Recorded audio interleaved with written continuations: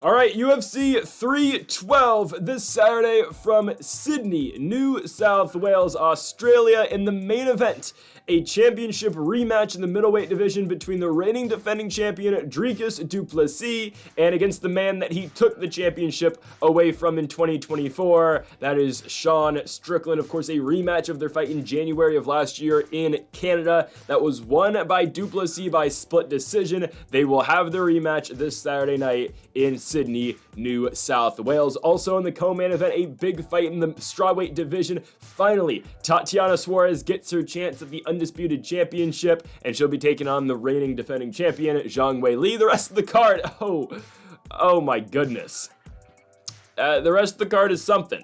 But we've got 13 fights today from Sydney, New South Wales. And folks, before we get into predictions, make sure to hit that subscribe button down below for some more weekly MMA predictions here on the channel. We've started this year off hot with MMA. You know, two good cards to start the year for us. The Adesanya card wasn't the best, but, you know, still a positive day. Looking for more success this week with UFC 312. Folks, also make sure to join us daily for our college basketball best bets. Those are posted every single morning, along with our daily NBA predictions as well on the channel. Let's get into the first now of 13 fights from Sydney, and we're going to start things off here with a matchup in the flyweight division between Hyung Sung Park and Tumendemberel. Guys, this guy's fought before in the UFC, and I still don't know how to say his name. And yes, I did actually watch his fight where he lost by split decision to Carlos Hernandez. I thought he should have beat Carlos Hernandez. He knocked down Carlos Hernandez in that fight. I wouldn't say robbery, but I thought the more damage was done by the nickname is the Art of the Knockout in the Mongolian in Tumendemberel. I thought he actually won the fight. We took him at plus money. I remember I was watching that fight pretty late at night because I think the card was in China, and he didn't get the nod. They gave it to Carlos Hernandez. I actually think he's going to lose this fight, though, to Hyung Sung Park in this one. You're going to get a lot of Australian fighters in this card. Obviously, neither of these guys are from Australia. You get a guy from Korea and Park taking on a Mongolian fighter here in, Ulaanbaatar's own in Namrajaral term. Yeah, we're going to take Hyun Sung Park to win this fight. This is a guy who's 2-0 in the UFC, who wins over Seung-Guk Choi by rear naked choke in 2023, then another win later in that year over Shannon Ross in the UFC Apex. He has not fought since. Now, Shannon Ross wasn't the best UFC fighter, and Choi get another road to the UFC guy. But again, Park has shown finishing capability in both of those fights, and he's taken on, his opponent here from Mongolia, who's another road to the UFC winner. Won 2 fights over there, got his UFC contract. I'll be honest with you guys, the guys that the UFC has gotten from road to UFC have just not been that good. I don't know. There are some solid fighters, but I think most of the guys from the road to UFC aren't that talented. I'll be honest. We're going to talk about a couple more later today, and I don't really know if those guys are going to win. I mean, next up we got Rongzhu, and then Unshell Jubli's after that. I don't know. These fighters aren't the most impressive, if I'm being honest with you. I know Wang Kong, however she's going by now, didn't win the road to the UFC, but she won a fight over there, got signed, and then just lost her last fight. But she's on this card against Bruna Brazil. We'll get to that. So, I don't know. I'm going to go with Hyung Sung Park to win this fight. I think he's the all-around more skillful fighter. Watching the Mongolians' last fight, Namrajaral, he's very dependent on his power. He couldn't take down Carlos Hernandez, and Hernandez did have the wrestling advantage in that one. He did shoot 14 takedowns, did Hernandez, and he only landed 4. But the Mongolian, the Art of the Knockout, went 0 for 3 in that fight on takedowns. And I do think Park is a solid wrestler. I don't think he's the best offensive wrestler, but he can definitely, fight defensively and fight off takedowns. So if that happens, he's going to force his opponent to really just rely on his power. And I don't think that's a way that Tumendemberel is going to be all that successful. And I think as a whole, Hyung Sung Park is the better all-around striker. And he's shown power, of course, as well. But being a power-heavy and a power-dependent puncher at 125 pounds doesn't usually always work. Like, even Deiveson Figueiredo, when he was knocking everybody out 125 pounds, I mean, he could scrap. Obviously, he got in those fights. He beat Brandon Moreno in a 5-round decision to get the championship back at one point. I think too much of, the fighter out of Ulaanbaatar's game is dependent on power and dependent on getting that knockdown. Even when he got it against Carlos Hernandez, okay, he wasn't able to follow up with it, and he wasn't able to, again, piece together 2 rounds, even though he did get the knockdown, I believe it was in the first round. Yeah, he then ends up, not doing anything in the second round, gets put on his back, and in the third round, I thought he did do enough, because I thought damage-wise he was doing enough. Hernandez was really just, falling for legs, trying to get anything. He did stuff all 5 of Carlos Hernandez's takedowns in that round, so that's why ultimately I thought he won. But it's just not a winning formula at 125 pounds when all these guys are so skillful at 125. It's not like heavyweight where we have our feature bout on this card. The fight before the 2 title fights is a heavyweight bout where I don't understand the odds. We're going to talk about that later, but it's not like, a heavyweight fight in the UFC where you can just depend on your power. This is 125 pounds. These guys are skillful. They're light. And I do think all around Hyung Sung Park is the much better fighter against a very power dependent guy. And also Hyung Sung Park has been able to get a lot of finishes on 125 pounds, rather it be on the ground or on the feet. This is a finisher at 125. Do I think he gets a finish here over Tumendemberel? I think he does eventually. I think Hyung Sung Park does go out there and get a second round TKO. I think, again, this is going to be kind of accumulation of damage here, but I'm going to take the Korean fighter in Hyung Sung Park to win the opener, and I think he gets a second round finish over Tumendemberel. Yeah. Let's move on now to our next one as we go to the lightweight division. Cody Steele takes on another former Road to UFC winner in Rongzhu. So Rongzhu's still fairly young. The guy is 24 years old and he has had 31 professional mixed martial arts fights. Normally that's, a straight shot to CTE, but no, it's fine. Rongzhu's fought a lot in WLF wars. He was 16-2 in that promotion, but in the UFC he's 1-3. His first stint in the UFC was a 1-2 run, losing to Rodrigo Vargas, beating Brandon Jenkins, and then losing to Ignacio Bahamondes. He gets cut, wins 1 fight in UAE Warriors, gets signed to fight in Road to UFC. I don't think the UFC was anticipating him winning that thing, but he does. He gets another shot. He's a big favorite over Chris Padilla. This was in September. I remember taking Padilla at plus 220. I didn't understand the odds at all. And Padilla beat him by TKO as a doctor stoppage in the second round. So now Rongzhu's back, again, second run in the UFC, but he's 1-3 now as a whole, and he's taken on Cody Steele, a guy making his UFC debut. Now, Steele just won the Contender Series, the win over Chasen Blair, winning the fight by a TKO as a body shot finish in the second round.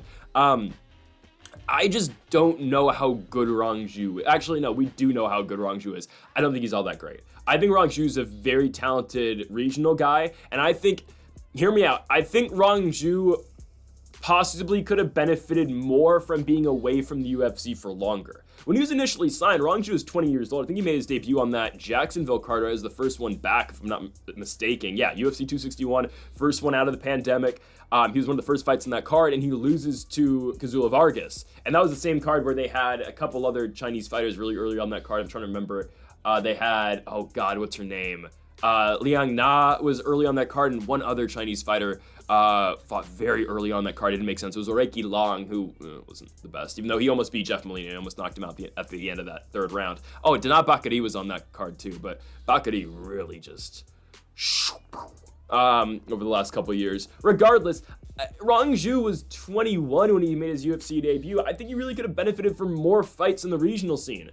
And sure, Road to the UFC fights are bona fide regional spots. And sure, again, Rongzhu won all those fights. But that's the thing. I think if he came back to the UFC at 26 years old, it would have benefited him a lot more. Because now, this is a guy who's already fought 31 professional fights. He's been finished now in the UFC twice, given one was a submission and the other one was a TKO from Padilla. But I think he really could have benefited from more regional experience, beating guys like he did on the road to the UFC, and then coming back when he's 26, 27 in his prime. And again, then you're in a better spot, because once Rongzhu gets cut for a second time, saying he does, I mean, Rongzhu, again, I think he'll get one more fight after this, but say he loses this fight to Cody Steele and then drops another one, does he really get a third shot in the UFC? I mean, it can happen, but like, I can't think of many fighters who get 3 shots in the UFC. I think Arosa might be on his third run, right? Because I think he had 1 fight, then got like 3, got cut again. But that was Ultimate Fighter. He got 1 fight for the Ultimate Fighter, then he got cut, came back for 3, and then came back again. Obviously, Arosa's now in his 3rd run. I can't think of many other guys who have had 3 runs in the UFC. And obviously, this is where you want to be. The pay's the best, but for your career, are you really coming back? I mean, say, okay, worst case scenario for Rongzhu, say he loses 2 more fights. He's had, 33 professional fights already at 25 years of age. That's when he will be, next year he'll be 25. and now you're going to make your way in that climb back to the UFC again. I really just don't see it. I don't know, and I think in this fight, Cody Steele beats him, if I'm being honest. Steele was a very highly touted prospect going into the Contender Series. I mean, this is a guy who has been on the UFC radar for a very long time. Since he did those, Fight Pass Invitational stuff. I mean, he grappled Gregory Rodriguez, who's in a main event next week in the Apex against Jared Cannonier. But I do think Steele's the better striker. I think he's the better all-around fighter. I think he's going to really damage Rongzhu in this fight. Rongzhu has had a lot of trouble dealing with some strikers in the UFC. I know Ignacio Bahamondes did submit him, but Chris Padilla was beating him down. Padilla was really piecing him. I think Cody Steele should probably be able to do the same exact things. We're going to go back fights here with second-round TKO finishes. I like Cody Steele to win his UFC debut over Rongzhu. We'll probably see Rongzhu one more time in the UFC before he probably gets cut. We'll see. Maybe they give him an easier matchup, but this is a very tough matchup against a very highly touted guy in the American Cody Steele. Moving on to our next one, we have Quillan Salkilld taking on Anshul Jubli. Another former road to the UFC guy here at Anshul Jubli. I don't know how he's still in the promotion. I'm just going to be honest with you. I don't know. And I know what you're thinking. Oh, isn't he 1-0? Or sorry, 1-1? Why are you being so harsh? Yeah, no, he is. Guys, this guy just lost to Mike Breeden in a fight where he was probably up. He definitely up 2 rounds to nothing. Breeden starts barking at him. I kid you not. Starts barking at him and then starts walking Anshul Jubli down and then finishes him in the 3rd round. I mean, Jubli's nickname is King of Lions. He doesn't have the heart of a lion. Oh my goodness. Oh God. That was a fraud check if there ever was one. I'm just gonna be honest. That was the biggest fraud check I have ever seen. Mike Breeden, guys, was 10-6 going into that fight. He got cut after beating Jubli. Sure, he missed weight, but still, I don't care. He was 0-3 in the UFC. It was a fight that Jubli was just supposed to go out there and win, continue to, push the Indian market. I'm sorry, the Indian market's now gone. They're not getting behind this guy. I'm just going to be honest with you. I have nothing against Anshul Jubli. I really don't. I just don't think he's that great. Simply put, I just don't think he's that good. His one win in the UFC prior to that was a victory over Jekka Sadig. Jekka is another guy from Road to UFC who has not been all that impressive. I believe he's 1-2 in the UFC, if I'm not mistaken. I think, yes, he beat Lucas Alexander, but then lost to Jubli and then Weston Wilson. For Quillan Salkilld, this is a guy who is one of the Contender Series, beat Gage Young in his one fight by unanimous decision, but he's a guy from Eternal MMA who is able to go out there and get quick finishes. This is a guy who can wrestle heavy, he can strike with you, he's got power in his hands. It's an all-around difficult fight for Anshul Jubli. It just is. Because I do think Salkilld is going to come out here and I think he's going to pressure him. I think he'll pressure him with the wrestling. I think he'll pressure him with the pace, considering how Jubli just stalled out very quickly in his last fight in that 3rd round. Yes, again, Jubli was winning early, but the power advantage goes to Quillan Salkilld. The wrestling advantage goes to him. I don't know how Anshul Jubli wins. I don't know. I think... I really don't, because I think Salkild's a better striker, legitimately. I think he is. I don't know if he's straight up able to pressure box him for 15 minutes, but I think in terms of power and he's not able to volume. I think he's able to pressure Jubli. I don't know if he's completely able to out volume Jubli for 15 minutes, but with straight pressure in his face, yeah, I think again Salkilld can do that and he can make Jubli make a mistake. Jubli is fairly tall for the division. He's 6 feet tall. But Salkilld is too. So, that's kind of what Jubli had going on for him, and he was fighting a much shorter guy in Mike Breeden in his last fight, and then he loses to Mike Breeden. I remember I was at a Indiana Hoosiers football game watching that, and I was shocked. I was watching, I think they were playing Michigan State, and I was just sitting, no, they were playing Rutgers, I think, and I was at a loss for words. I didn't bet on Jubli. I was just I remember watching the first 2 rounds, kind of forgetting about it in the 3rd round. I had it on my phone. I looked back on my screen, and Mike Breeden's barking at him and walking him down. Guys, you can't come back from that. I'm sorry, you can't.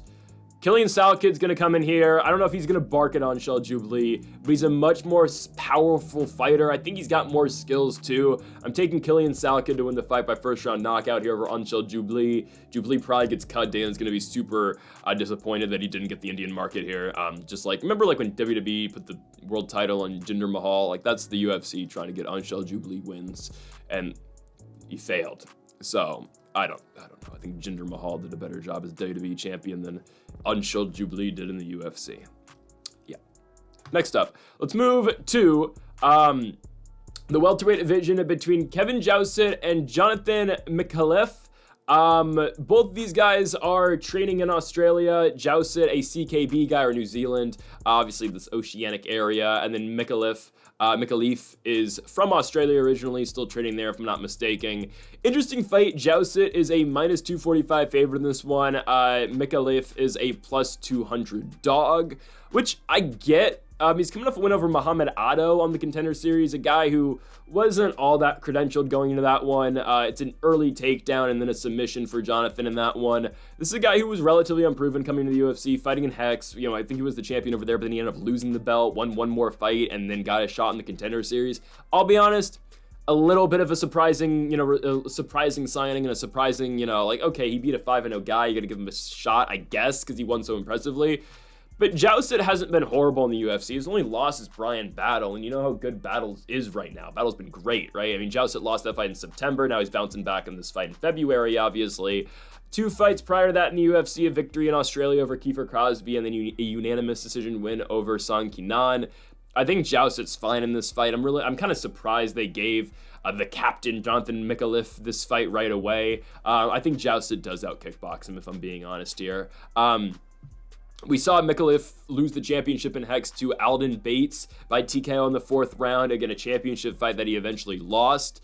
And I think Jousset should be able to out-kickbox Micallef in this fight as well. I mean, I think Jonathan's best chance to win this fight is through an early takedown and potentially a submission like he's done in his last 2 results, and obviously that's how he got his UFC contract as well. But as a whole, Jousset is just the better guy, if I'm being honest with you here. Again, a loss to Brian Battle doesn't really hurt you that much, if I'm being honest. I think Battle's a guy who's going to be in the top 15 for a very long time at this point. Jousset looked really good in the Song Kinan fight, pressured him with volume, got in his face, outstruck him 2-1 in that fight. The Kiefer Crosby fight, again, that was Jousset getting a submission, so it's not like Jousset is some bum on the ground. I think he's definitely able to hang down there against a guy like Micallef. So again, I don't really know where Jonathan Micallef has a straight advantage, and it's probably early takedowns, again, before they get sweaty, and before, again, it's just, it's skin on skin pause. But again, that's probably his best chance to win, but it's not like Jousset's horrible on the ground. He's really not. I think he's got a more than fair chance to win this one. I think the odds kind of do reflect where this fight should be. I don't know. It kind of does feel like a fight where, okay, they're trying to give Jousset a win because he just fought, again, a good guy in Battle. But he was 2-0 in the UFC prior to that, and they're giving him a guy coming off the Contender Series. I get the matchmaking to New Zealand fighter from France, training in New Zealand, and Jousset taking on a guy from Australia. I get it. You want to get both these guys on this card. But Jousset, again, just does feel like the better fighter. He's not going to wow you with his power, if I'm being honest. He won't. He is an extremely hittable guy as well, but I mean, his 2 losses by TKO are Brian Battle and Jack Della Maddalena in 2019, held JDMs in a main event in a couple months against Leon Edwards in England. And again, Brian Battle's climbing the ranks right now. I don't think Jousset's that bad. I think he's just ran into the wrong guys. And again, he's 2-1 in the UFC, so it's not like he's been losing. He's been winning fights. He looked good in the Song Kinan fight in December of 2023. And I think he goes out here, and I think he just outstrikes Jonathan Micallef. I don't know if it's going to be all that eventful, if I'm being honest, because I can just see Jousset staying at range and just out-kickboxing Micallef and really just picking a spot. So give me CKB's own Kevin Jousset to get one back for City Kickboxing Hell after Adesanya's loss last week. We're going to take Kevin Jousset to beat Jonathan Micallef. He'll get it done by unanimous decision. Now we got a really interesting fight in the bantamweight division. Alexandre Topuria takes on Colby Thicknesse here. I'm surprised. I'm surprised the odds are where they're at. I think there's incredible value for the Australian here who, is he from New Zealand or Australia? I think he's Australian. Who will have Alexander Volkanovski in his corner this week. He's from that Joe Lopez camp, obviously in Australia. But Topuria is going to be in one corner. Volk will be in the other. We can only assume these two are probably going to fight probably in Miami in a couple months. But now they're going to be in the other corner, in opposite corners here. Alexandre Topuria, if his name wasn't Topuria, I'll be honest with you, I don't know if he's in the UFC. He's a 5-1 guy. I think he's extremely overrated, if I'm being honest. Yes, he's got power, but everyone's got power. Not at 135. He does have crazy power, but guys, he hasn't beat anybody. legitimately. His wins are a 3-1 Johan Segas, a 1-9 Alberto Ibanez, who tapped out due to strikes, and then a 7-18-1 Lucas Tenorio. Those are all the fights he's had recently. He fought, 3 times in 2015, was 2-1. One loss is to Ivo Ivanov, a guy who was 4-0 but stopped fighting in 2017. But that was when Ivanov was making his professional MMA debut. But that's back in 2015. I can't put much into that. But the thing is, okay, it's not necessarily Topuria's fault he's been fighting bad guys, but strength of schedule-wise, yeah, Colby Thicknesse has fought better dudes, by far. This is a guy coming over from Hex. He is the reigning Hex bantamweight champion. I mean, that's big time. Winning that fight by TKO in the first round. He hasn't fought the best guys either, but at least, again, he's been fighting in Hex. He fought in CFN, which is Canoe Fight Night. That's what I'm seeing here. I think Topuria's best chance is to win by knockout, obviously. And again, I don't know if his brother was an Ilya. I don't know if he's in the UFC. I really don't think he is. Hasn't put together that big of a resume yet. But ultimately, I do think he still wins. I think. I don't know. I would stay as far away from this fight as possible. I would stay so far away from it. I'll take Topuria by first round knockout. I think if the fight gets past that, I'd be really concerned. Again, in no world should Alexandre Topuria be a minus 425 favorite. In no world should he be. Again, I think he's just unproven. He could be really good. I'll be honest with you, full transparency, I thought he was going to lose to Cody Haddon. I thought he was going to. I thought Haddon was going to be able to beat him. Haddon's a guy who, has won before in the UFC, beat Dan Argueta, who I think is better than Alexandre Topuria. I think, though, just with Thicknesse taking this fight on short notice, he is more proven being the Hex champion, but I think with him taking this on short notice, I do think it's a tough fight.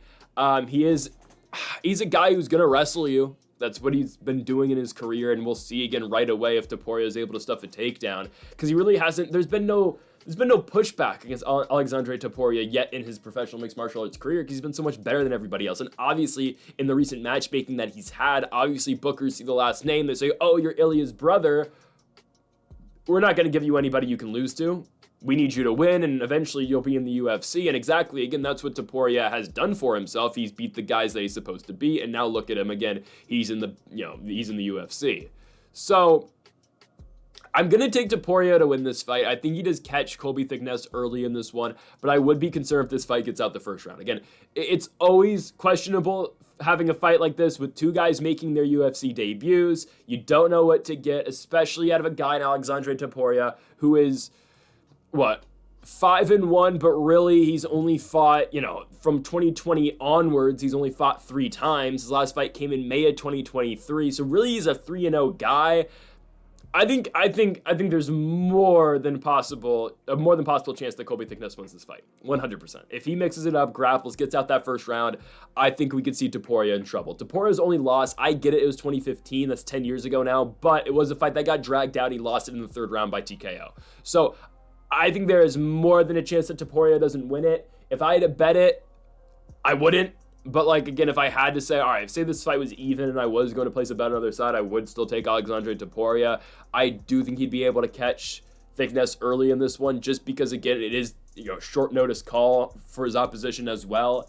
But again, if the fight gets out the first round, I just don't know. I really don't. I wouldn't. Colby's a live dog in this fight. I'll say that. He's a more than live dog, because we don't know what the hell Alexandre Topuria is going to be. I think he wins the fight. Topuria does by first round knockout, but again, stay away. In no world should he be a minus 425 favorite. A guy with basically 3 fights on his record should not be that big of a favorite. The only reason he's that big of a favorite is for three reasons. 1, the last name. 2, short notice call. 3, Vegas knows something we don't. I'm serious. Those are the only reasons why he should be that big of a favorite. Give me Alexandre Topuria to win this fight by first round knockout. Again, I'd stay away. But give me the Georgian now from Spain, Alexandre Topuria. We go to the flyweight division. A fight here between Kong Wang and Bruna Brasil. Gonna take Kong Wang to win the fight. Hesitantly. Again, another fight where if you were thinking about betting on a minus 400 favorite, I will advise you to not do that. Just trust me, stay away. Don't bet on Kong Wang versus Bruna Brasil. There are much better things you can do with your money. But the fights here, Kong Wang just lost. We talked earlier about how the Ulaanbaatar Mongolia fighter I'm not going to try to pronounce the name again. He just lost on that China card that had the main event of Yan and Figueiredo. Shout out to Piotr Yan. He's doing a reality TV show with Aljamain Sterling now. I saw he gave him an Oscar. That was hilarious. Anyways, Kong Wang just lost on that fight card. She gets dropped by Gabriela Fernandez. Fernandez immediately takes her back and submits her and puts her out cold through a naked choke.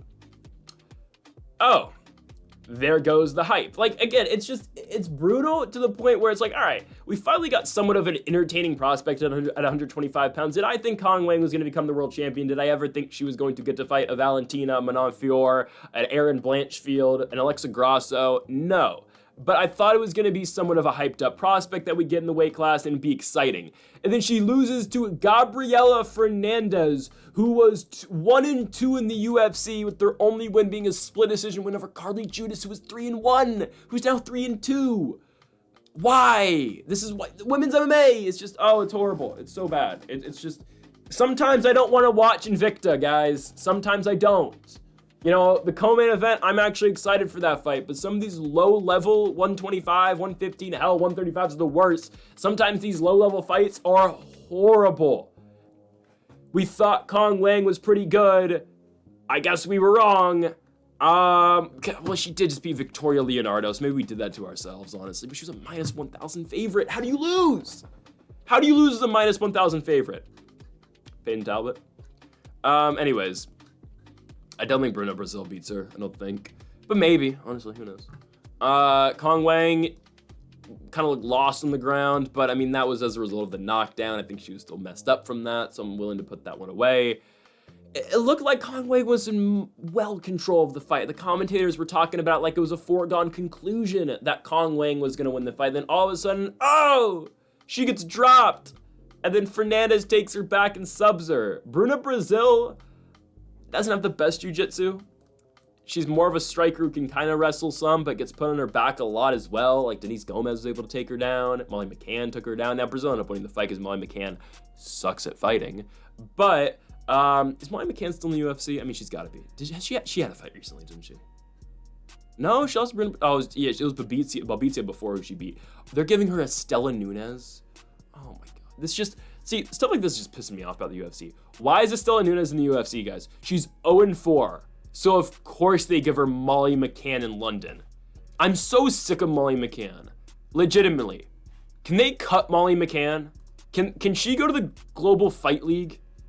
No, send her to Cage Warriors. I'm so sick of Molly McCann.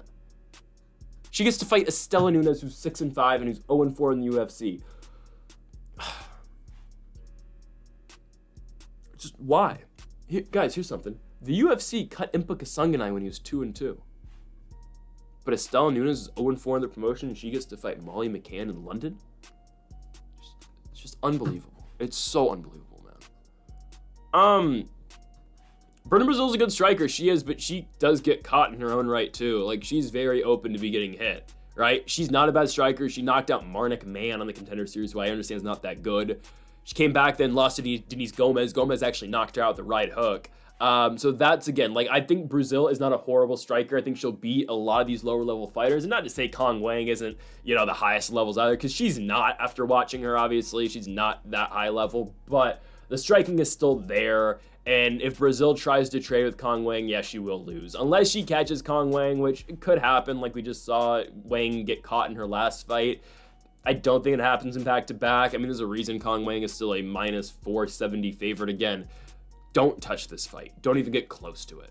But I do think Kong Wang actually puts Bruna Brasil away early in this fight. Again, Brazil leaves a lot of opportunities for herself to get, you know, she's exposed. You can catch her. You can really counterpunch her. Again, that's what happened in the Denise Gomez fight. Gomez, again, put it on her in that one. But Brazil is more than capable of being hit. And I think Kong Wang's going to catch her. Also, Brazil coming up from 115 pounds. Don't love that. Kong Wang's going to be the bigger fighter. She does hit a lot harder than some of those 115-pounders. So I'm going to take Kong Wang to win the fight. Again, would I stay away from it? 110,000%. But Kong Wang, again, if you force me on a prediction, I think she'll win the fight by first-round knockout. Brazil's extremely hittable. I think she's able to take down Kong Wang, possibly, but I don't think it's going to be enough. I'm going to take Kong Wang to get this one done early, kind of right the wrongs in her last fight against another female Brazilian fighter. I think she knocks out Bruna Brasil, and I think she does it in the very first round. We move on to our next one as we go to the lightweight division, as we've got Tom Nolan taking on Micallef Borshchev. The odds are kind of interesting. I'm surprised Nolan is an underdog, if I'm being honest. I mean, this is a guy who's 2-1 in the UFC. I get it, the loss is to Nicholas Moda, which was a bad loss. It was a fight that Nolan was more than expected to go out there and win. But now he gets Slava Claus in this one, Micallef Borshchev. Borshchev is a fighter who has been very off and on in his UFC run. He is 3-3-1, coming off a split decision win over James Lontop. It was a fight that Slava Claus was supposed to win. He does do it. Again, it wasn't the most impressive victory, but he ended up winning that one. It's been a very up and down run for Slava Claus in the UFC. It just has, right? He comes in the promotion, beats Chris Duncan on the Contender Series, a huge victory, gets his contract, beats Dakota Bush, loses to Mark DeCasey, loses to Mike Davis, then beats Mahashet by knockout as a draw against Nazim Sadikov, loses to Chase Hooper, and then beats James Lontop, who again, Lontop, not really UFC caliber. Borshchev had a very back and forth fight with him, barely edged it out, and again, went now to 3-3-1 in the promotion. He's taking on Tom Nolan, who again had a bad first fight in the UFC, got caught very early in that fight against Nicholas Moda. He was a huge favorite in that one. He was a minus 350 favorite in the Apex, gets knocked down in the first round, comes back, beats Victor Martinez and beats Alex Reyes. Now, the UFC has taken their time where they have strategically built up Tom Nolan. They did not rush him back against another fighter that they thought he could lose to. They've been saving him for a spot like this in Australia. He beats Victor Martinez, who is awful, beats him by first round knockout, and then beat Alex Reyes, brother of Dominic, who's not very good, beat him by unanimous decision in Australia in August of last year on the Adesanya du Plessis card. So now he's back in Australia, and I actually do think he beats Slava Claus. Again, he's had a lot of time to regroup since that initial loss to Nicholas Moda, and I get it again. Tom Nolan can be hit. He is a hittable fighter. Guys have been able to finish him before. Well, that's the one loss he has, but again, it is Nicholas Moda who hasn't been the most impressive. But do we really think Slava Claus knocks him out? I don't think so. Guys, Borshchev knocked out Mahashet. Okay, he put him down 3 times in that fight, but since then, Slava Claus hasn't been all that great. I think, again, Nazim Sadikov, if he fought that fight a little bit smarter at Madison Square Garden in 2023, definitely could have beat Borshchev. The Chase Hooper fight was not competitive at all, Hooper took him down and just beat the crap out of Slava Claus. And then Lontop, again, Slava Claus fought a very close fight with Lontop. If he takes the strikes that he took from Lontop against Tom Nolan, I think he gets put away, honestly. Now, Slava Claus has a very clear weakness, and that's the wrestling. So that's why they put this fight together, because Tom Nolan's probably not going to wrestle him. I don't think Nolan's ever successfully shot it. I don't think he's ever shot a takedown in the UFC. So the UFC knows what they're doing. They're going to get a striking fight. Someone's probably going to get knocked out. I'm going to take Tom Nolan just because he's so much bigger. This fight's at lightweight, obviously, but Nolan is 6'3". He's going to have a 5-inch reach advantage on Slava Claus, who is 5'11". I do think that's where Nolan wins. I think, again, the power on Nolan is more than there. I think if he just turns it up a little bit compared to his last fight against Alex Reyes, I think he's going to be okay. Again, I would prefer, if I'm going to build, or if I'm trying to beat Micallef Borshchev, I want a fighter who can wrestle. Because if you can take down Slava Claus, he ain't getting back up. He's just not. And that's when Nazim Sadikov shot himself in the foot. He didn't, he didn't put the foot on the gas in terms of the wrestling. Mark DeCasey laid on Slava Claus the entire fight. Mike Davis did the same exact thing. Chase Hooper saw the blueprint and obviously beat the crap out of Borshchev, did what both DeCasey and Davis couldn't, and that was going to finish against Slava Claus with the Darce choke. So if you're able to effectively wrestle Slava Claus, it is easy work. Now, again, that's not what Tom, the big train Nolan, does, unfortunately. But even in a striking fight where I get it, that's where Borshchev excels, I do think Tom Nolan's got a more than good chance to win this fight. So I think he gets it done. I'm going to take Tom Nolan by second round TKO. Again, I think we see a back and forth fight on the feet. My point being, again, looking at Borshchev's last fight against Lontop, if he takes that amount of damage against Tom Nolan, he's going to get put away. Tom Nolan will eventually find that spot against him if, again, he's trading like he did in that very competitive fight, which it was scary competitive against Lontop in a fight that Borshchev was more than expected to win. So I think Nolan does get the better of Slava Claus in this one, and I think he beats Borshchev by second round TKO. I think we see a back and forth exchange in the feet, and I think Nolan gets the better of it at home in Australia. Again, this guy's only 24. Slava Claus is 9 years older. He's 33. I think the younger fighter, and Tom Nolan gets it done in Australia, is from Brisbane, Queensland, Australia. I'll be honest, I don't know my Australian geography, don't know where the hell that is in comparison to New South Wales, but it is what it is. Give me Tom Nolan to beat Micallef Borshchev by second round TKO. Let's move on to the featherweight division. We have got Jack Jenkins, who is a plus 200 underdog against Gabriel Santos. I don't understand. Honestly, I don't know why Jack Jenkins is this big of an underdog. This is the featured prelim if I'm not mistaken, it is, because they put Jimmy Crute on the main card. Because this card's horrible. But, except for the last two fights, obviously. But yeah, I don't know why Gabriel Santos is this big of a favorite. Again, I always think, like, does Vegas know something we don't about this fight? Legitimately, why is Jack Jenkins this big of a dog? Jenkins is 3-1 in the UFC, with the only loss being the Chepe Mariscal fight where he had an arm injury. The other 3 wins, Don Shainis, who I understand wasn't very good, but beat Shainis by unanimous decision. Beat Jamal Emmers, who can be very tough, beat Emmers by split decision, again, the loss to Mariscal, and then a victory where he dominated Herbert Burns in Australia, UFC 305. Now, again, Herbert Burns not very good at fighting either, but Jenkins, again, it's not his fault. He's been fighting bad guys in the UFC. He's looked more than impressive. And when you look at Gabriel Santos, this is a guy who's 1-2 in the promotion, came in, fought 2 tough guys. I'm not going to lie to you, right? Fought Leron Murphy, fought David Onama. This is a guy who Gabriel Santos, was the LFA champion coming into the UFC, highly touted guy, so they booked him right away against some tough opponents. Lost both those again. Took Leron Murphy, who's in the top 5 now, to a split decision in his UFC debut, and then got TKO'd by Onama in the second round. But then his only victory is a unanimous decision win over Yiza a decision victory in September on the Gilbert Burns and Sean Brady fight night. Like, okay, good. That's a fight that he was supposed to win, but now he's a minus 245 favorite against Jack Jenkins. I don't understand it. I really don't. Santos is good. I'm not going to deny that, but like, I don't know. I think, again, we're going to see a striking fight for the most part with him and Jenkins, and I don't think Jenkins is a bad boxer at all. Like, Gabriel Santos really maximizes the most of his kick game. That's where, again, he has excelled in LFA and various other promotions. But Jenkins is a pretty good boxer, and again, it's not like he got dominated by Mariscal. That was a very competitive fight that Jenkins was arguably winning in 2023 before he broke his arm. That's his only loss, and he has bounced back since. It's not like we're getting Jenkins coming off of that broken arm injury. No, he just won last year in August against Herbert Burns, where he dominated the fight, and I get it. Herbert Burns has always been horrible. He's only been in the UFC because, again, his brother is Gilbert. Hopefully that's not the case for Alexandre Topuria, obviously, but again, Jack Jenkins did exactly what he needed to do. He beat that dude up. He just broke Herbert Burns, which, again, is not very hard to do. A lot of guys have broken Herbert Burns in the octagon, but still, again, that's not Jenkins' fault. He's been pretty solid in the UFC so far. He can wrestle when he needs to, but I think, again, for the most part, this is a striking fight. A striking fight that I think Jack Jenkins does win. I'm really surprised, again, at these odds.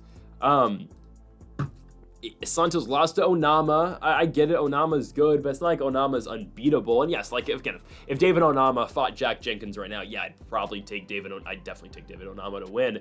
But I just don't get these odds at all. If you compare the odds to what people have been picking on Tapology, well, 76% of voters are siding with the Australian here in Jack Jenkins, with 24% voting for Gabriel Santos. So I just don't understand the odds at all. I don't know what Vegas is seeing in this one. Jenkins is 3-1 in the UFC. Gabriel Santos is 1-2, and I get it. Santos has fought very good competition, but it's not like he wowed anybody in the Yiza performance. He wins the fight, knocked him down, obviously, had a lot of control on the ground, really dominated the wrestling, but I don't really think he's able to dominate Jack Jenkins on the ground. Like, yeah, Herbert Burns got Jenkins down, but Jenkins got right back up, and Burns ultimately went 2 for 9 on takedowns in that fight. So I really don't think Santos is winning the matchup, or matchup-wise on paper, I don't think Santos has a clear advantage.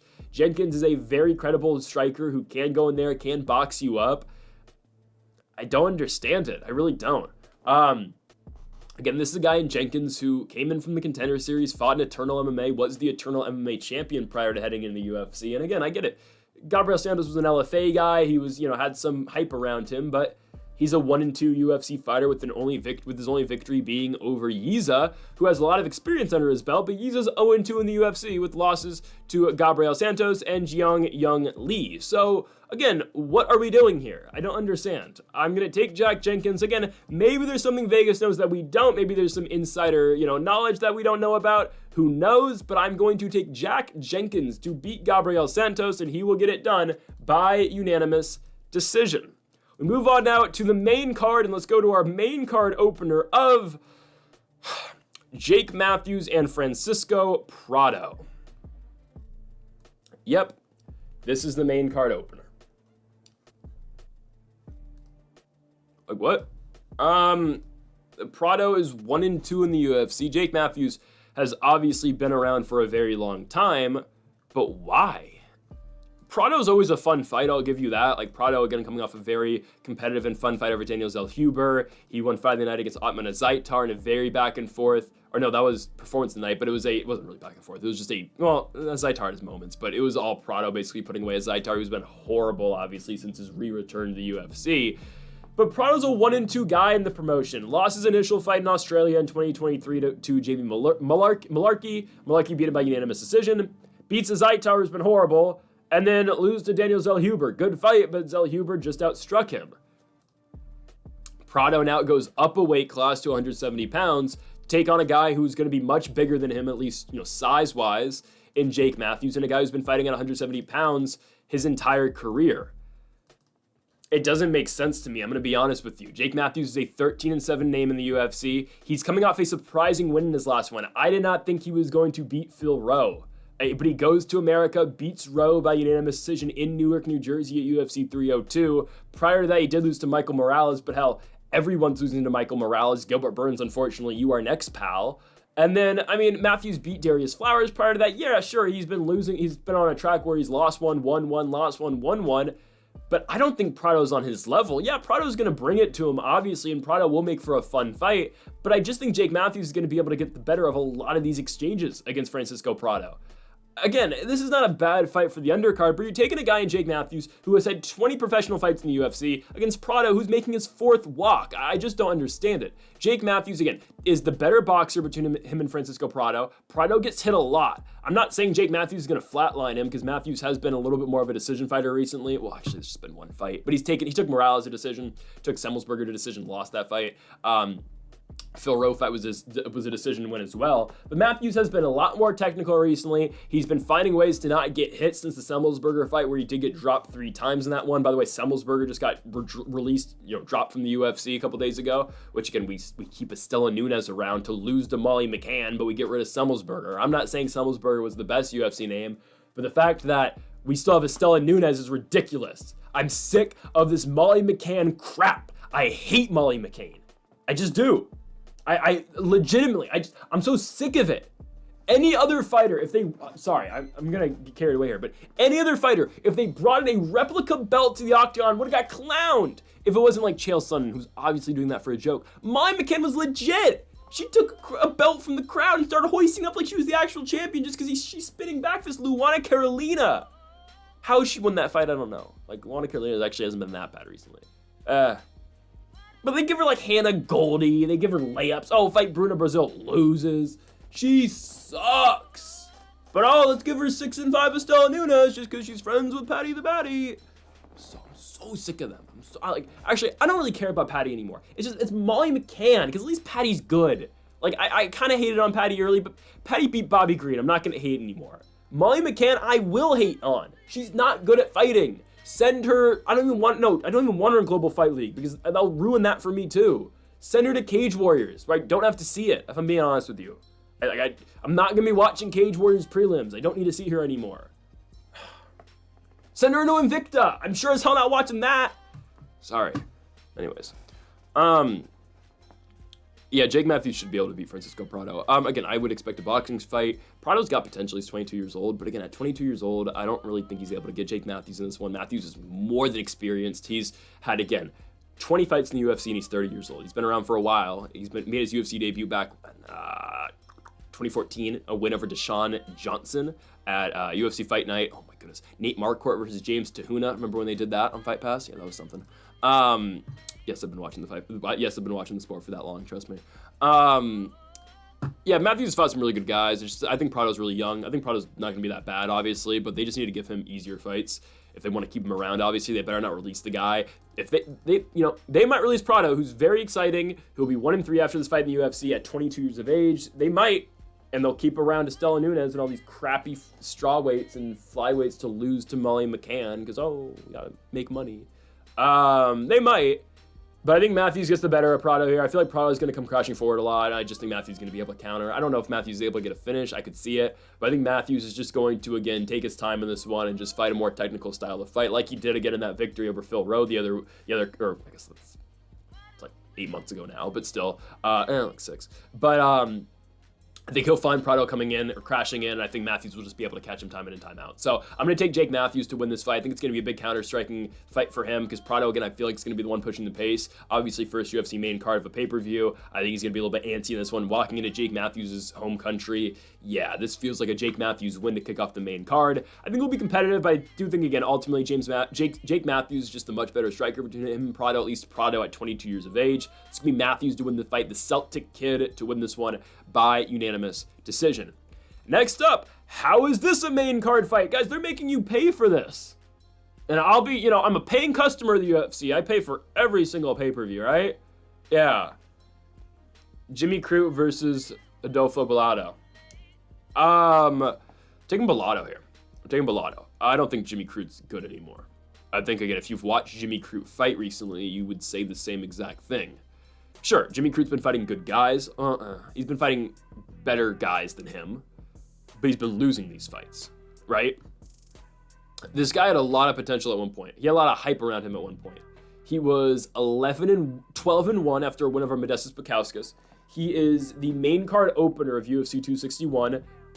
Again, that first fight card in Jacksonville coming out the pandemic, first fight card with fans. He's the main card opener. He's a minus 400 favorite to beat Anthony Smith. He loses. Anthony Smith beats him. It is a leg injury for Crute, but again, it was the damage that Smith did in that first round of the leg. Okay, bounces back, gets knocked out in 48 seconds to Jamal Hill. Again, future champion, don't care, even though Jamal Hill, we have kind of successfully predicted Jamal Hill's downfall. I have nothing against Jamal Hill. It's just, I thought he was the most fraudulent UFC champion in history. I'm not going to lie. Beat a 44-year-old Glover Teixeira for the belt, who was way past his prime. He all of a sudden got old, Teixeira did, and we have successfully predicted Hill losing both of his next fights after in kind of the exact fashion that we thought it was going to go.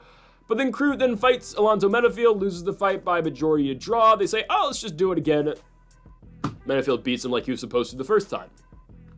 It's been 2 years since Jimmy Crute has fought. His last fight was International Fight Week in 2023, July of 2023. He's booked against Marcin Prachniow on this card. Prachniow had to withdraw. I think would have been an easier fight. I think Prachniow would have beat Jimmy Crute, I'll be honest with you. But it was a much more winnable fight for Jimmy Crute. Now he gets Adolfo Bellato, and Bellato is more than expected to win this one. This is a guy who is 1-0 in the UFC, but looked good in that one fight over Ihor Potoria. Won the fight by second round TKO, a guy who's been cut from the UFC now in Ihor. But Bellato's good on the feet. He really is. And I think he's going to catch Jimmy Crute. Now, Potoria did knock down Bellato in their fight in San Antonio in December of 2023, but in one fight of the night, Bellato was able, though, to withstand that. He was able to deal with the adversity. He was able to pop back up to his feet. He was able to finish Ihor in his own right. This is a guy who's won the Contender Series before, did lose his first shot in the Contender, but that was to Vitor Petrino, who at one point was supposed to be good. He's not anymore. Guys, I just think Jimmy Crute's over the hill. At 28, I think he's over the hill. Again, he was 24, he got a big fight against Anthony Smith. If he won that fight, he's going to be in the top 8. Then he loses to Jamal Hill, and now he's essentially lost back-to-back to Alonzo Menafield. I know one was a draw, but he was supposed to lose that first fight. So he just hasn't been good recently. He's extremely chinnable. He's extremely hittable, and his chin isn't very good. Menafield dropped him twice in that fight, in the first one, and then said, you know what? I'm just going to submit you the second time after Crute was the one initiating the wrestling initially. If Jimmy Crute's got a chance, it's going to be by wrestling, obviously. And Bellato, again, is a primary striker, does have some submissions in the bag, but recently, again, it has been just a lot of striking out of Bellato. It's all dependent on if he can stuff a takedown. I'm willing to say yes, because I just don't think Jimmy Crute's all that good. But if Crute's able to wrestle, then yeah, he might have a chance to win this one. I'd stay away from this fight personally.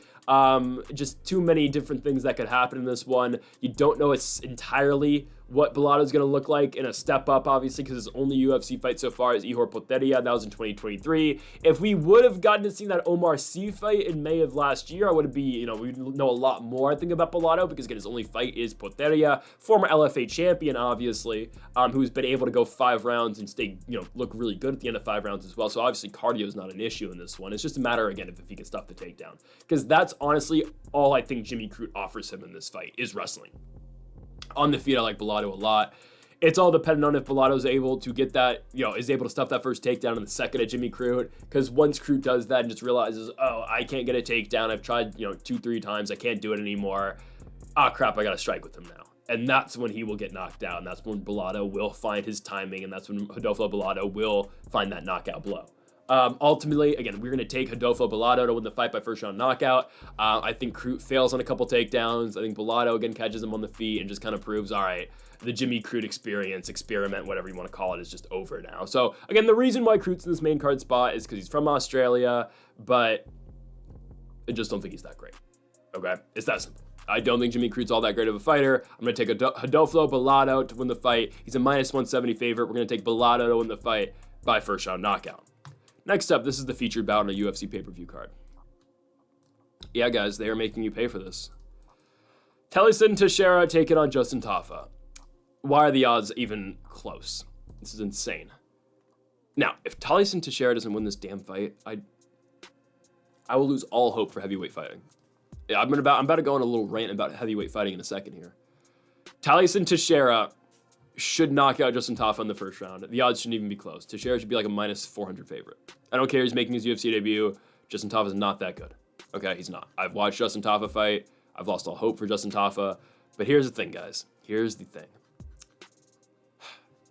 Taliesin Teixeira, if he loses this fight, is going to set back heavyweight fighting 20 years. Why? Because fat, power-dependent non-athletes are not good fighters.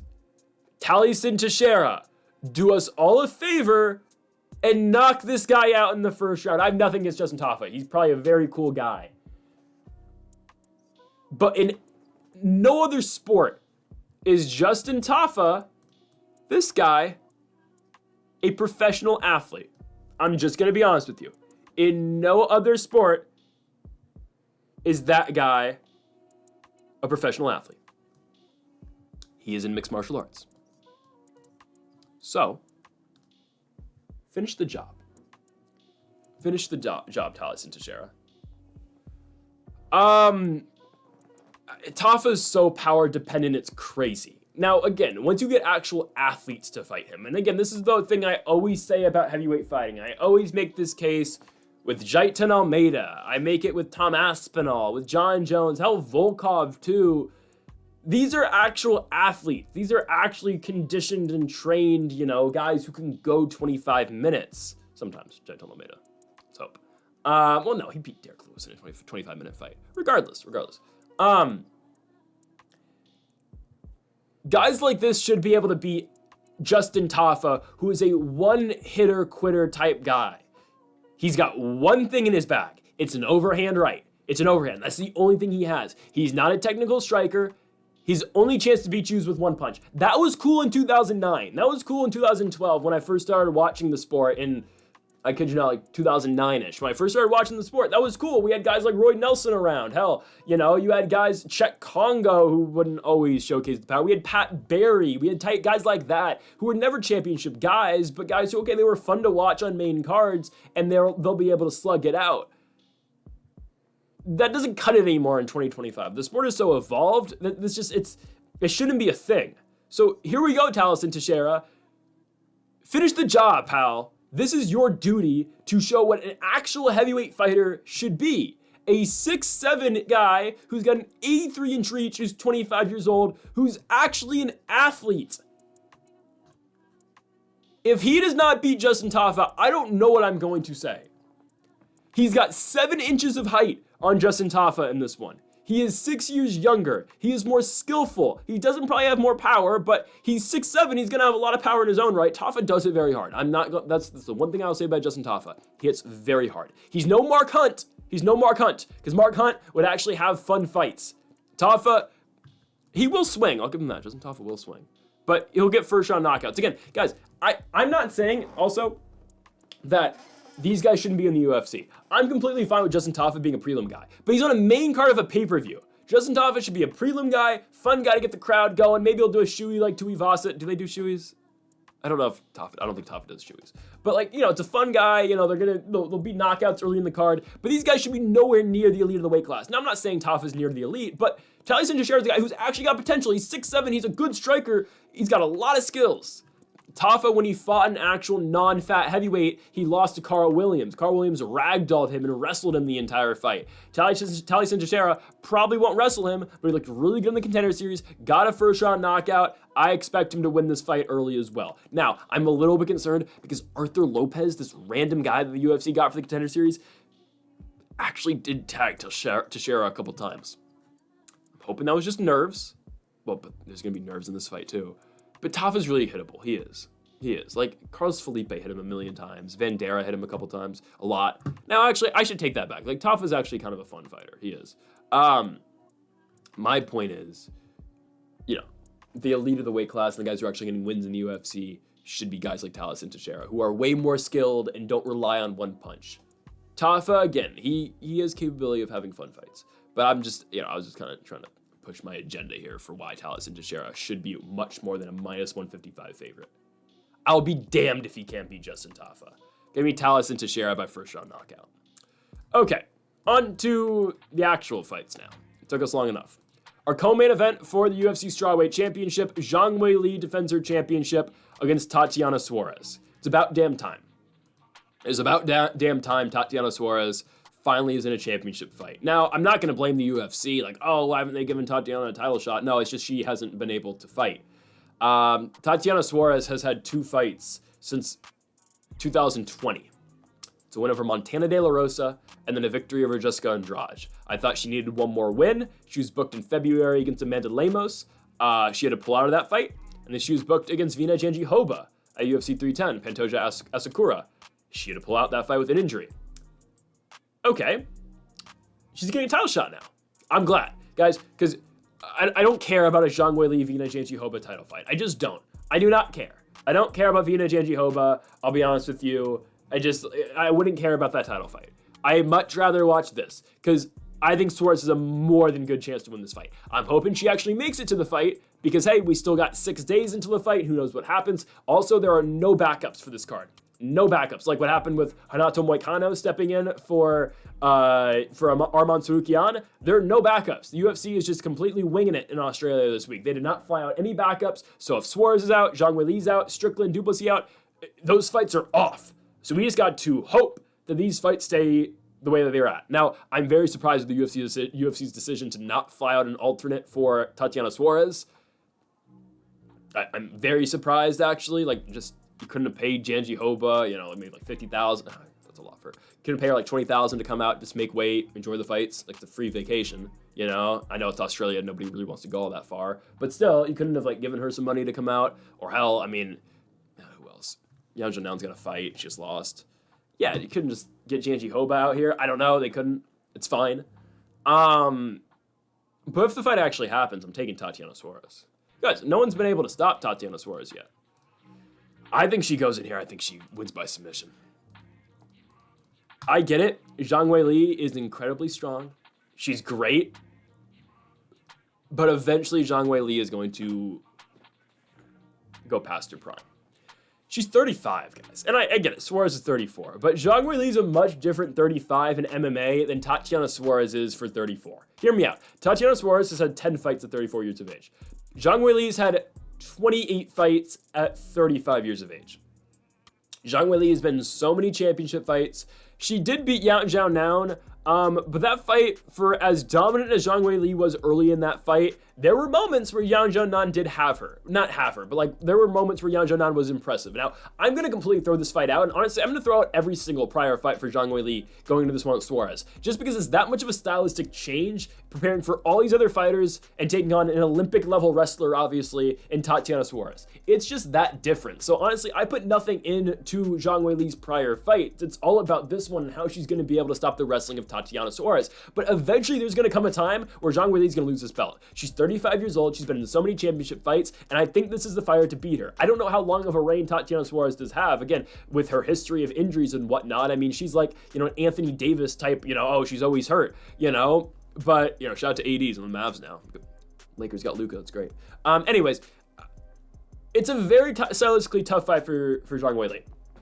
Because Suarez is one of these fighters. Her gas tank, you know, we don't know what it's going to be in a 5-round fight.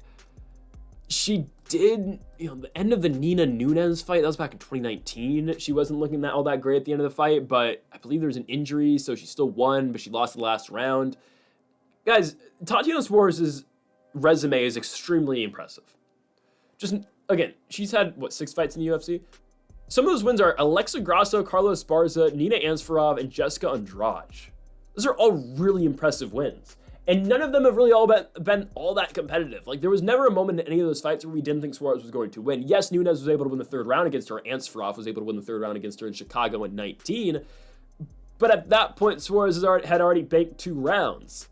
So Suarez really has never been in a position where anyone has thought she was going to lose, and now she's a betting underdog against Zhang Weili. I get why, because Zhang Weili's the champion, but Zhang Weili's never fought a fighter like Suarez, who again, she can fail in the first takedown, but she's going to continue to chain wrestle, she's going to continue to chase that takedown time in and time out. It's just such a tough fight. I think so. Again, if Zhang Weili is able to stuff a takedown and stuff 10 takedowns, because again, that's how many Suarez is going to shoot before she gives up, I will be more than impressed. I will stand up and applaud Zhang Weili for that effort. I don't think it happens. I just don't. I think Suarez will find that takedown, and she will be able to find that takedown multiple times. Multiple times. Tatiana Suarez will be able to find that takedown. I think she wins this fight by 2nd round submission. I think the 1st round is competitive. I think Zhang Weili gets some strikes off. I think Suarez finds a takedown in the 1st. She ends up winning the 1st round because of that ground control time. 2nd round, Suarez gets the takedown. She finds like an arm triangle. I'm going to say that's how I think she gets it done. And I think she locks it in and puts away Zhang Weili. There's a time again eventually where Zhang Weili is going to look like she's lost a step. I'm going to say it's right now. I am. Again, Suarez is a much different 34 than Zhang Weili is 35. She just is. She's much younger in MMA years. She, again, has gone through a lot of injuries, but in terms of, injury through fights and just damage taken, Suarez really hasn't taken any damage in any of her fights because she's been that dominant with her wrestling. So again, we'll see again when she fights a good striker, a fighter who, again, is very physically strong in there, Zhang Weili. But I think Suarez gets it. I think that wrestling is just going to be too much. I think the pace is going to be too much for Zhang Weili. Again, we will see if this fight gets into the championship rounds. If Suarez isn't able to get a finish in the first 3, I'd be a little bit concerned. But at the same time, I think Suarez is going to win the first 3 rounds. So even if it does go in the championship rounds, all Suarez has to do is essentially just survive and not get 10-8'd, and she'll likely win the fight by decision. So I think Suarez wins the first 3 rounds if it gets there, but ultimately I think Tatiana Suarez wins the 1st round with wrestling, and I think in the 2nd round she finds another takedown fairly easily, fairly quickly, and I think Tatiana Suarez gets a submission in the 2nd round. So it's going to be Tatiana Suarez, the challenger to become and new strawweight champion of the world. Tatiana Suarez by 2nd round submission gets the victory over Magnum Zhang Weili. To the main event. We go to the middleweight division. Of course, it is the rematch between Dricus du Plessis and Sean Strickland. Again, I know the fight that everybody wanted, in all fairness, was Khamzat Chimaev versus Dricus du Plessis, but here we go. It's a needed rematch, I think, because a lot of people thought Strickland did win the first fight. Personally, I thought du Plessis got it, and obviously Strickland since then has beat Paulo Costa. But here's the thing that I think is really telling about who's going to win this fight. It's not that, du Plessis coming off the win over Adesanya. He's, put together wins over Whitaker, Strickland, and Adesanya in back-to-back-to-back fights, 3 champions. I mean, that's very impressive. It's harder to get a better 3-fight winning streak than that. Shout out to Nasruddin Imavov, who just won a big fight against Adesanya, knocking out Izzy. Obviously, Dricus got the submission. But here's the difference, guys, or here's the real tell for me in this fight. I don't know how much of this is showmanship. I don't know how much of this is Strickland just talking, because Strickland does talk a lot. But when Sean Strickland is openly saying he's challenging Dricus du Plessis to fight like a man and fight on the feet and do the man dance with them and, not grapple, that's very telling to where I think Strickland knows where he's going to lose this fight if obviously he does lose it. I think against Sean Strickland, I don't think Strickland thinks he's going to lose, obviously. But I think Strickland knows he's in for one on the ground. I think, again, that Dricus performance over Adesanya was incredibly telling. It was a great performance. The way Dricus is able to mix those strikes. Again, guys, we'll say it all the time with Dricus du Plessis. He is not the most skillful fighter. He's not that. Actually, that's I'm putting it in a wrong way. He's not the most... He doesn't look like the most skillful fighter. That is a better way to put it. He is very skillful, but Dricus is not going to wow you with his technical skills. He just finds ways to win fights. Sure, again, he'll do that little, he'll go forward and just throw big haymakers, but that's how he gets in close. That's how he makes his entries. And ultimately, that's how he's going to land. And he's going to find a way eventually to close distance and get a takedown. Again, ask Israel Adesanya. He rocks Adesanya, finds a way to get to the back, takes him down, gets on the back, rear naked choke finish.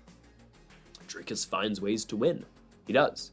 So again, with Strickland saying that, I think Dricus is going to be able to strike with Shaw. And again, where Dricus was able to steal rounds in the first fight last year was because of those end-of-round takedowns. And I think more of the same in this fight will happen. But here's the thing.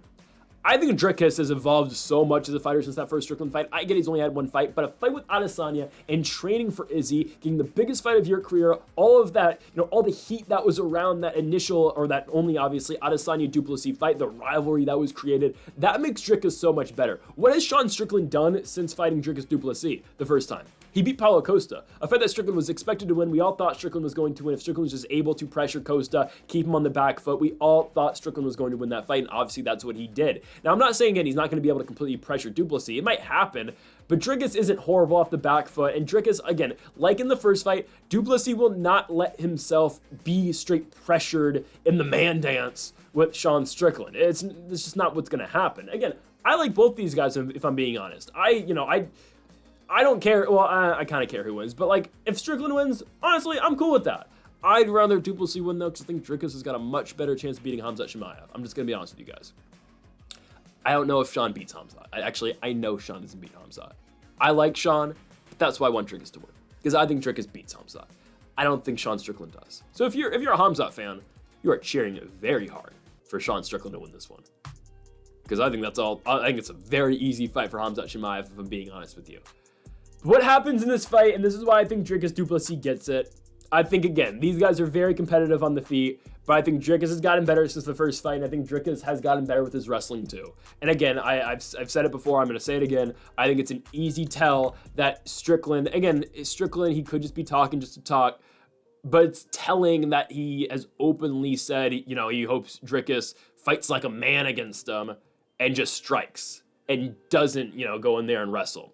I do think that's very telling, if I'm being honest with you here, because I think Sean knows, and I think a lot of people know, that if Dricus just wrestles, Dricus is going to win. And it's not like Dricus can't hold up on the feet. Obviously, Dricus won the first fight by outstriking Strickland.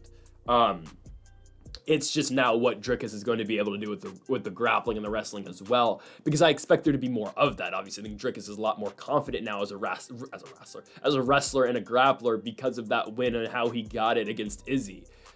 Yeah, it's a tough fight for Sean Strickland. It just is. Because, again, for Strickland to really implement his game, he's going to have to, again, do what Sean Strickland does. Again, he'll say, again, and I like Sean, but all the pre-fight press conferences and whatnot, Strickland's going to do his interviews. He's going to say, we're going to go to war in there, guys. We're going to bleed for you. We're going to die for you. And obviously, again, there was blood in that initial fight. But, again, Strickland doesn't always fight like he's looking for blood and he's trying to kill another man.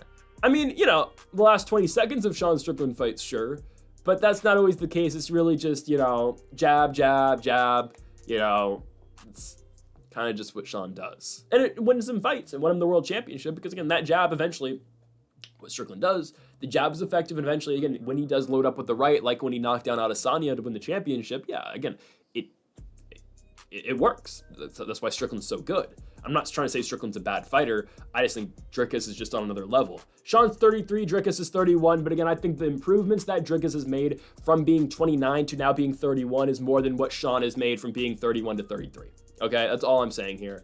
Actually, it's only been 1 year.